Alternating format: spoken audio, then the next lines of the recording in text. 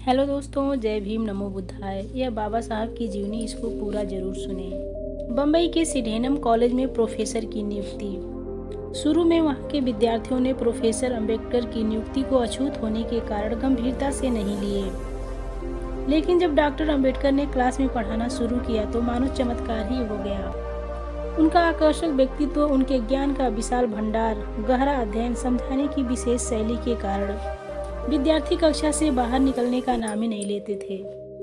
कक्षा में विद्यार्थियों की संख्या निरंतर बढ़ती गई और वे बहुत जल्दी विद्यार्थियों के प्रिय प्रोफेसर बन गए। यहाँ तक दूसरे कॉलेज के इकोनॉमिक्स के स्टूडेंट डॉक्टर अंबेडकर के लेक्चर सुनने के लिए क्लास में आते थे।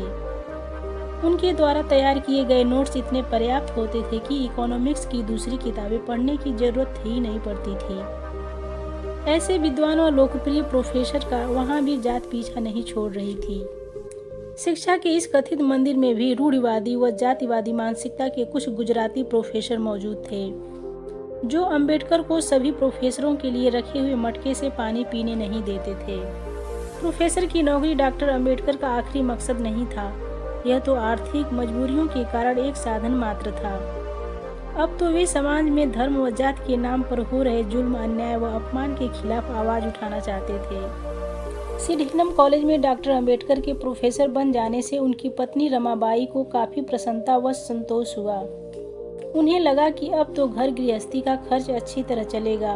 लेकिन एक दिन डॉक्टर अंबेडकर ने उनको समझाया कि घर की गाड़ी बहुत ही किफायत से चलाना, क्योंकि 2 साल बाद मुझे वापस लंदन जाना है, जिसके लिए रुपए जमा करना है। रमाबाई बहुत ही सीधे सरल स्वभाव की गृहिणी थीं और पति की यह हिदायत सुनकर उनका उत्साह कम हो गया।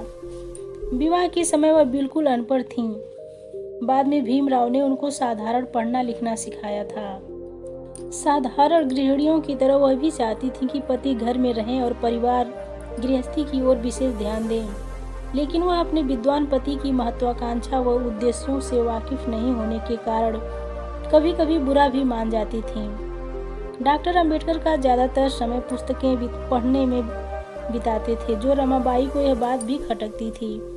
वह सहज स्वभाव की सहभागी अपने पति को बहुत बाद में समझ पाई। शिक्षा, रुचि और विचार की दृष्टि से पति पत्नी में जमीन आसमान का अंतर था, लेकिन दोनों में एक दूसरे के प्रति बहुत सम्मान व प्रेम था।